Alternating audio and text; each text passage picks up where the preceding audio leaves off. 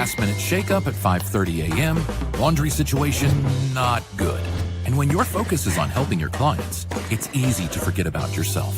But NASM knows trainers. Morning ride is okay. And staying in front of the day isn't always as simple as 1, 2, 3. So when the unexpected has you pressing pause, What's the latest on creatine? I'm going to get back to you on that. let NASM1 help you press play. Visit NASM.org to sign up for a membership today.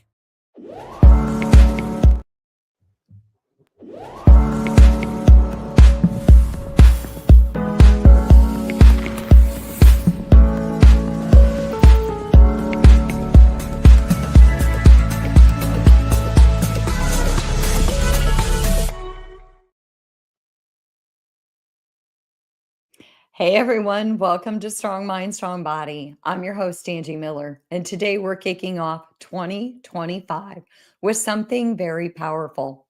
A single word that has the power to transform how you approach every relationship in your life, all the challenges and all of the opportunities that come your way. Recently, I kind of found myself in a situation that is familiar to all of us. I was ready to celebrate another birthday.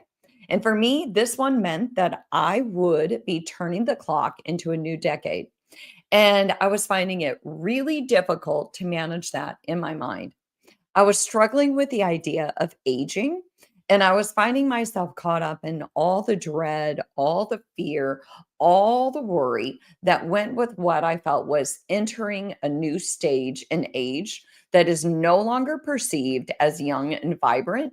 This, despite the fact that I still feel very young and vibrant. And I think it goes without saying that there are so many negative narratives about aging in our society, especially here in the United States. And there's so much BS out there about how we should exercise at a certain age, how we should probably be slowing down as we age, how we should dress, where we should be in our personal lives and in our career. And most of all, that's most distressing to me is how age in our society is often related to loss and decline versus gains and growth. So, needless to say, it felt dismal. I got up into my head and it became a very dark place. It was like saying my age would come. It felt dismal, like saying age would come with so many misinterpretations or stereotypes that surely I would start to feel the ramifications of age discrimination. Like I would be pushed aside and negated and turned down or whatever those fears are. So it was wearing away at me. So I did something after a while that I've read a lot about. I leaned into a powerful word and I used it as a reflection exercise without judgment on what age means to me and how I could turn age into an opportunity to continue growing and learning and exploring my potential and my passion. And that led me to a series of questions that are incredibly powerful because questions create wonder and possibility, which is really just a far cry from dismal dread, which is what I was experiencing. So I started to ask questions like, how can I, just one person on this planet, do my part in shifting the narrative on aging?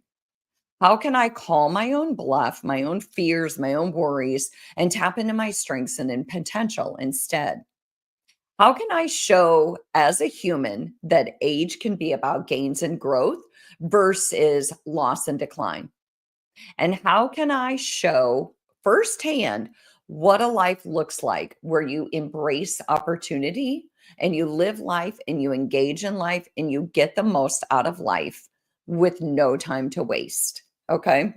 So I can tell you with full authenticity and transparency that all of my personal judgment about age and all of my perceived societal judgment began to transform as I turned into this one powerful word and I started to ask questions.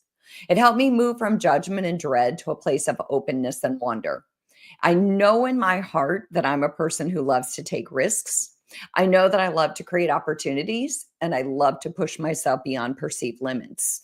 I love to try new things and see myself reflected in those endeavors. And I love to feel limitless and uncomfortable because I think that's what gains and growth is all about. So that word and those questions took me back to who I am at my core. And what it translated to was, as I was laying in bed one night, kind of going down this slippery slope of, oh my gosh, I'm going to get older. What's it going to mean? I realized that I needed to stop the worry. I needed to stop the pity party. I needed to get over myself. And I needed to do something that I've always talked about doing, but had never actually done it.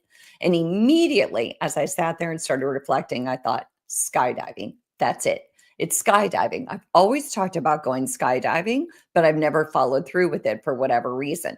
So a simple Google search, and I was booked, I was paid, and I was ready. And I have to tell you, it's probably the best thing I could have done for myself. And it felt so darn good.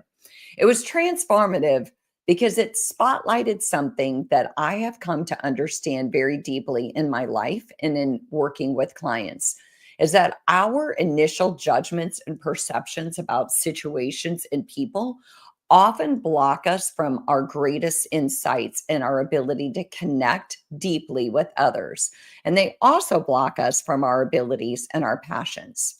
So if we can shift our perspective, we can often change the trajectory of our lives and our relationships, and it can lead to greater self-discovery. So this one word that I'm about to share, it's not just based on a personal narrative about me getting older or you getting older. It's supported by decades of research from the Gottman Institute. It forms a foundational element of internal family systems therapy, and it's considered crucial in modern psychotherapy approaches. They say that it has the power to rewire our brains and to deepen our understanding of ourselves and others. But before I really get to that word and we get to the drum roll part, I want to understand why I think it's so critical and that I think we desperately need to embrace it. Let's start with John Gottman. His research revealed something fascinating. They studied thousands of couples for over 40 years, and they discovered that certain patterns of interaction can predict relationship failure within 93% accuracy. One of the most destructive patterns that they discovered was the critique defend cycle, driven by judgment and criticism. This cycle is like a destructive communication pattern that was identified by Gottman, where one partner initiates a critique or, what's called a critical attack, and then it triggers the other partner to become defensive in response. And it creates a cycle where neither person feels heard or understood. And of course, it often escalates the conflict. Gottman called it one of the four horsemen of the apocalypse. And it's, in relationships. And alongside with contempt, stonewalling, and criticism, those are the four horsemen that predict the failure of a marriage. So notice that the key word in Gottman's research was really about judgment because it harms us in our relationships. And then there's Stephen Hayes. He's the founder of acceptance and commitment therapy. His research demonstrates that psychological inflexibility, which is when we get stuck in rigid thinking patterns, is strongly connected to having increased anxiety, depression, and difficulty maintaining meaningful relationships. So, psychological inflexibility, in a nutshell, is just this judgment, a rigidity in our thoughts and our feelings and our expectations about ourselves and others. So, what's the antidote? What's the antidote to all of this, judgment, this anxiety, this stress, this relationship discord? Well, the antidote is the word that I'm talking about, which is curiosity. And you might be thinking, really, Angie, all of this, and we tuned in to hear you talk about curiosity, but curiosity, all the research supports that it's absolutely the antidote to you getting caught up in judgment and your relationships going south and you getting stuck in rigid thinking patterns. So let's start with Richard Schwartz, because I brought up internal family systems earlier. He says that curiosity serves as the foundation for deep personal transformation. He says that when we approach our thoughts and our feelings with curiosity instead of judgment, something remarkable happens in our brains. It leads us to have more compassion and more self awareness. And think about that. If I have more self compassion and more self awareness, and I have deeper personal insight, as a collective society, I'm going to make a greater contribution because I'm going to be less judgmental towards you. I'm going to be more accepting of who you are because I'm more accepting of who I am. And when we open our minds to curiosity, we can explore positive change. It can also help us heal past wounds and get over negative beliefs. It's just like with me and aging. It was causing me harm and self judgment and frustration with society. So let's also go back to Gottman. Okay, Gottman's the one who did like 40 plus years of research on couples. His research says that when we reflect on how when we use curiosity, we can get out of the critique defend cycle that escalates fights and leads to the demise of relationships. He says that curiosity is important during conflict because curiosity is agenda free. When I'm curious about what you're thinking and feeling, I don't have an agenda. I'm not thinking about how I'm going to counter your argument. I'm not thinking about how I want to win or how I want to be right. I'm just curious about what you're experiencing, and that is agenda free. And it also leads me to take a genuine interest in what you're feeling, what you're experiencing, and what you're believing, which means that it helps us maintain connection. So the goal, again, is connection. It isn't about being right or winning the argument. Curiosity also drives down people's defenses because it takes away all this strong emotion, right? If I'm like, why'd you say that? Or why'd you do that? Automatically they get defensive. But if I say something like, I'm curious, what makes you feel that way? Or I'm curious about your sense that I don't understand you or I don't listen well enough. If we just get curious about where people are, they're more likely to explore their feelings and we're more likely to engage in a healthy conversation. So, the Gottman Institute's research shows that couples who maintain curiosity about one another, even during conflict, are significantly more likely to maintain long term relationship satisfaction. So, they say that simple questions like, tell me more about that, or what makes you feel that way, can actually de escalate conflict and create deeper understanding. So, curiosity, think about it in terms of your relationships and in terms of your judgment toward yourself. So, again, I'm Angie Miller. This is Strong Mind, Strong Body. We're talking about one word that can transform the trajectory of your life and your relationships. And that one word is curiosity. There's also research by Matthias Gruber from UC Davis who shows that curiosity actually primes our brain for learning. So it invites greater cognition, right?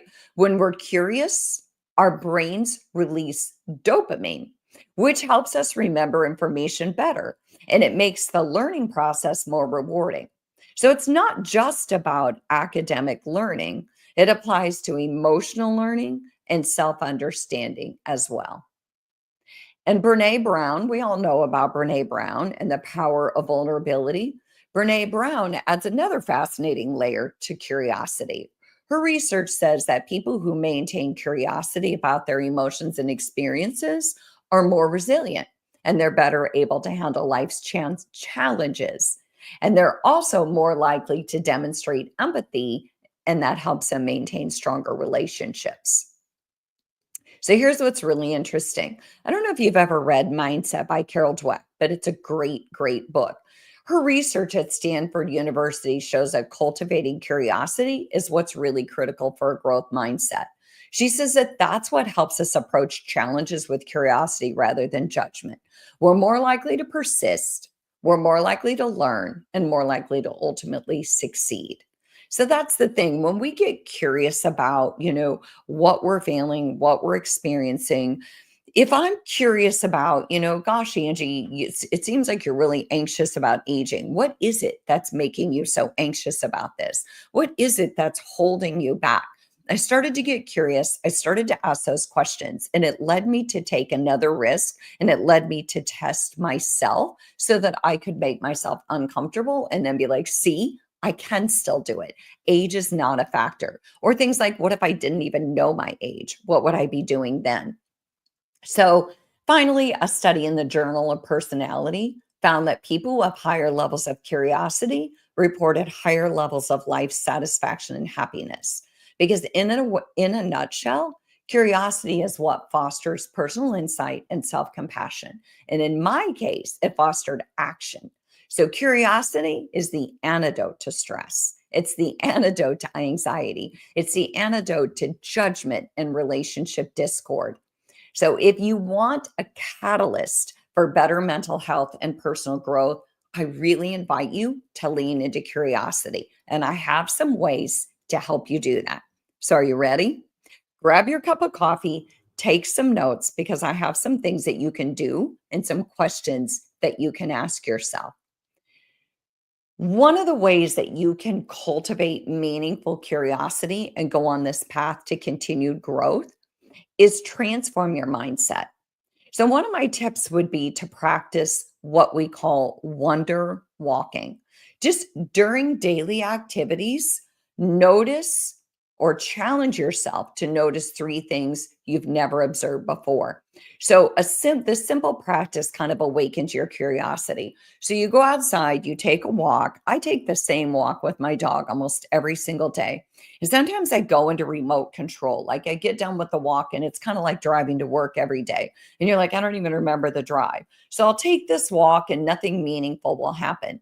But if I do wonder walking, I can kind of take a conscious observation of my surroundings. What are three things that I've never ever noticed before? So the other day I was doing this and I noticed things about my neighbors' homes, about their yards, about things in my neighborhood that I had not noticed in 7 years of living here. Another tip to adopt a mindset of curiosity is to adopt what Marsha Linehan in dialectical behavioral therapy calls a beginner's mind, which is that we approach familiar situations as if we're experiencing them for the first time. So maybe whatever the situation is, just ask yourself, what am I assuming here? Or what might I be missing here?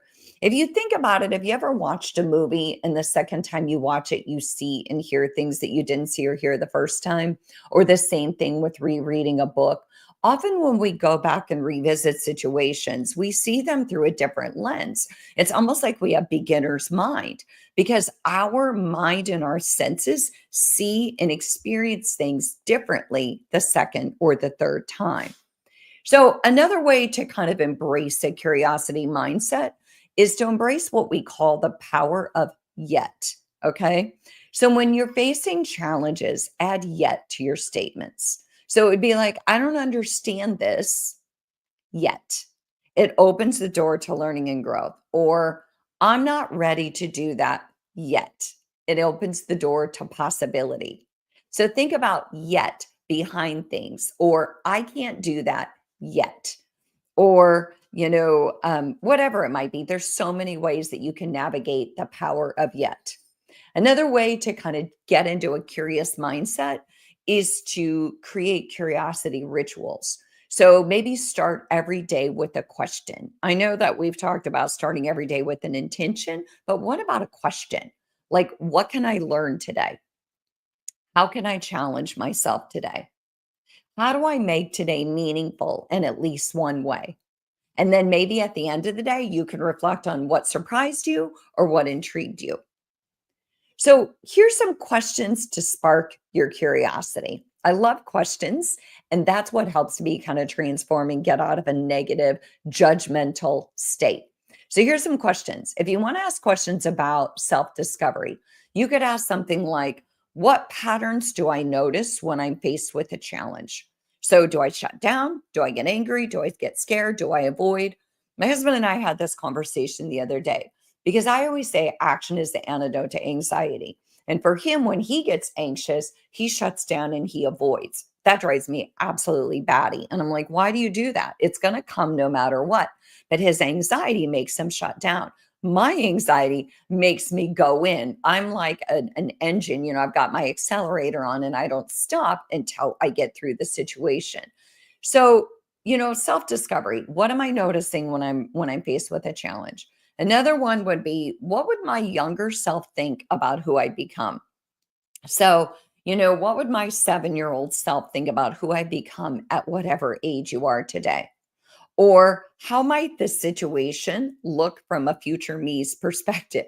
So 10 years from now, let's be real. I'm going to be like, oh, wow, I was a puppy that decade ago, right? Because I was just a baby back then. Because 10 years later, obviously, I have a longer lens to look through. Some questions that you can do or you can ask to enhance your relationships could just be that when somebody in your space gets very reactive, you could just ask yourself, I wonder what's underneath all that strong emotion. You could ask yourself what dreams or fears might be driving their choices. Or you could ask yourself, what could they teach me that I don't already know? So instead of going into like strong defenses or frustration, maybe get curious about your partner's reactions to situations.